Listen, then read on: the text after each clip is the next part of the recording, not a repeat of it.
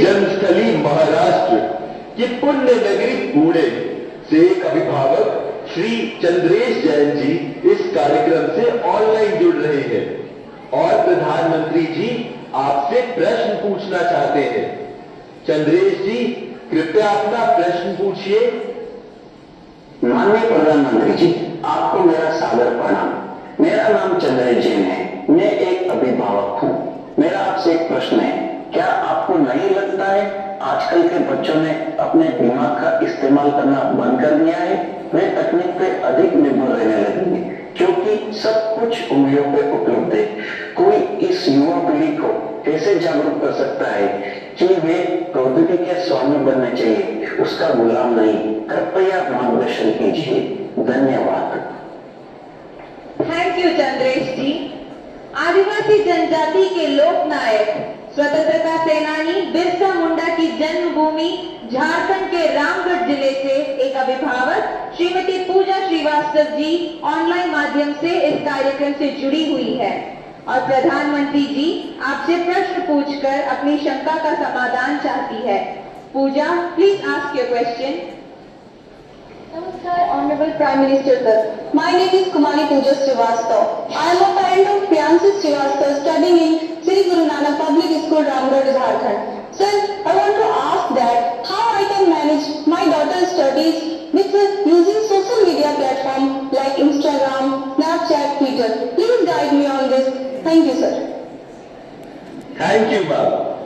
हिमाचल प्रदेश शिवालिक पहाड़ियों की तलहटी में स्थित हमीरपुर जिले के TRDAV स्कूल कांगू के एक छात्र अभिनव राणा ऑनलाइन माध्यम से जुड़ रहे हैं और प्रधानमंत्री जी आपसे एक प्रश्न पूछना चाहते हैं।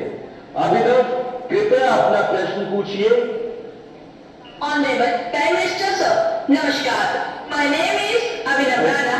I am a student of TRDAV Public Senior Secondary School, Kangu District, Hamirpur, Himachal Pradesh.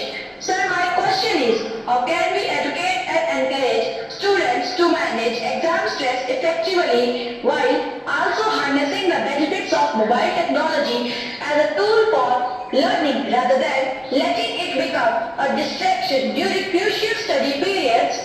Thank you, sir. Thank you अभिनव।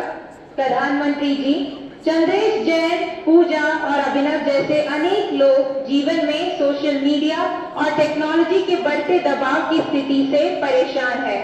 वे सभी तकनीक पर निर्भरता एवं इसके अधिक प्रयोग से होने वाली दुष्प्रभाव से कैसे बचें? कृपया इस विषय में उचित परामर्श प्रदान कीजिए।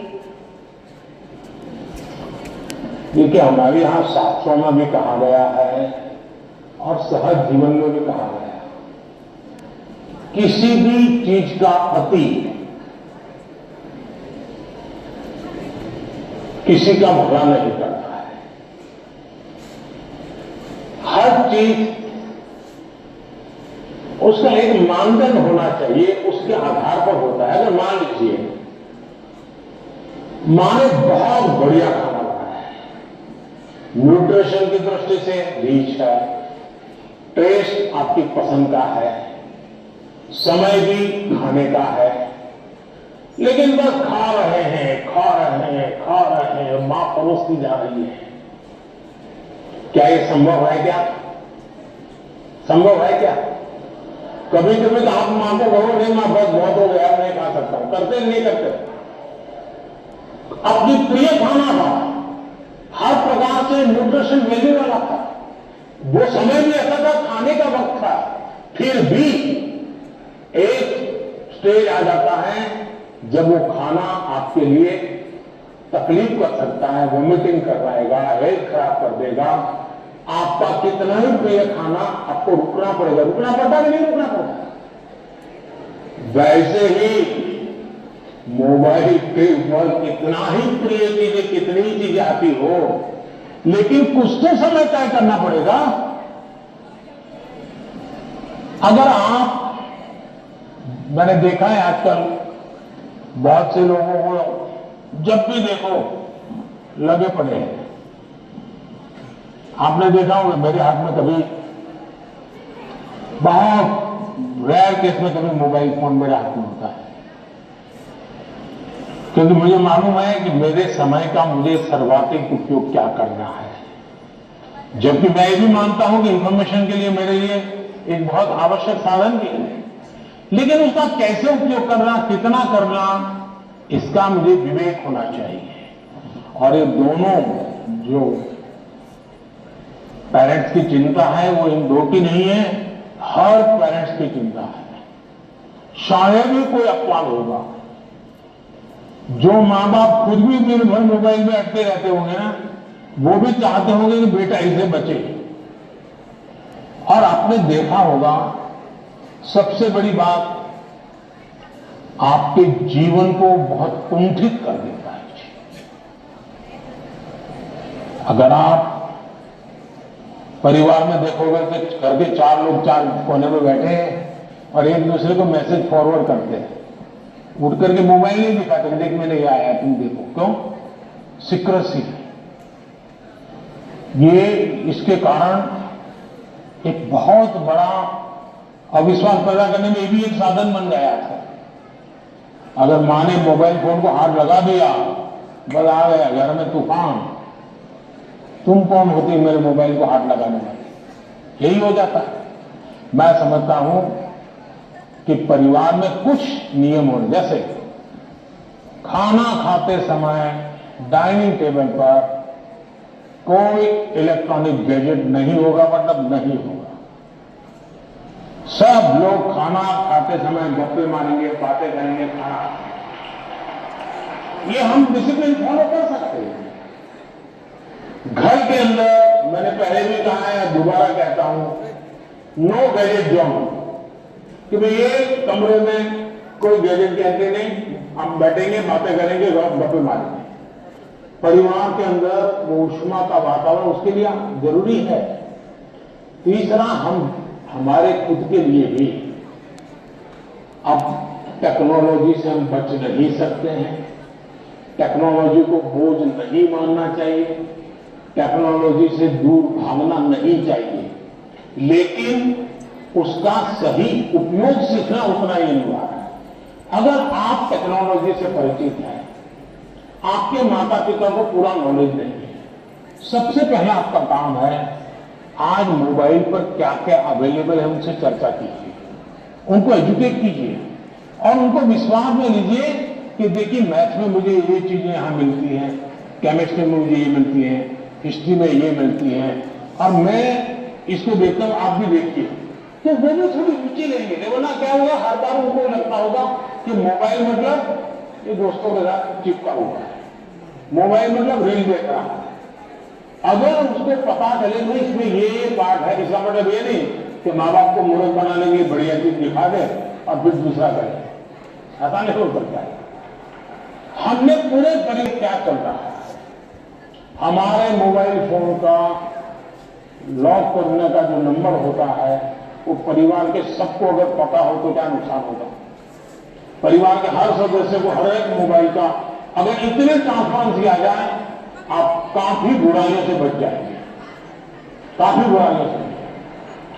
क्योंकि हर किसी का हर एक बड़े मोबाइल अलग होगा, लेकिन उसका जो कोड वर्ड है उसको मालूम है, ये भरा हो जाएगा। दूसरा, आप भी अपना स्क्रीन टाइम को मॉनिटर करने वाले जो ऐप्स होते हैं उसको डाउनलोड करके रखिए। वो बताएगा भाई आपका स्क्रीन टाइम आज इतना हो गया, आपने यहाँ इतना टाइम गवाया है, आपने इतना टाइम, वो आप स्क्रीन पर ही आपको मैसेज देता है, वो आपको अलर्ट देता है। जितने ज्यादा ऐसे अलर्ट के टूल्स हैं, हमने अपने गैजेट्स के साथ जोड़ के रखना चाहिए ताकि हमें भी पता चले, हाँ यार ज्यादा हो गया, अब मुझे रुकना चाहिए। कम से कम वो हमें अलर्ट करता है। एट द सेम टाइम उसकी पॉजिटिव उपयोग कैसे कर सकते हैं। अगर मान लीजिए मैं कुछ लिख रहा हूं, लेकिन मुझे एक अच्छा शब्द मिल नहीं रहा है, तो मैं डिक्शनरी की मुझे जरूरत है, मैं डिजिटल व्यवस्था का उपयोग करके उसका लाभ ले सकता हूं। मान लीजिए कि मैं कर रहा हूं और मुझे कोई अरिथमेटिक का सूत्र ध्यान नहीं आता है, चलिए मैंने डिजिटल चीज का सपोर्ट सिस्टम ले लिया, पूछ लिया उसको क्या हुआ, ऐसा होगा। लेकिन अगर मैं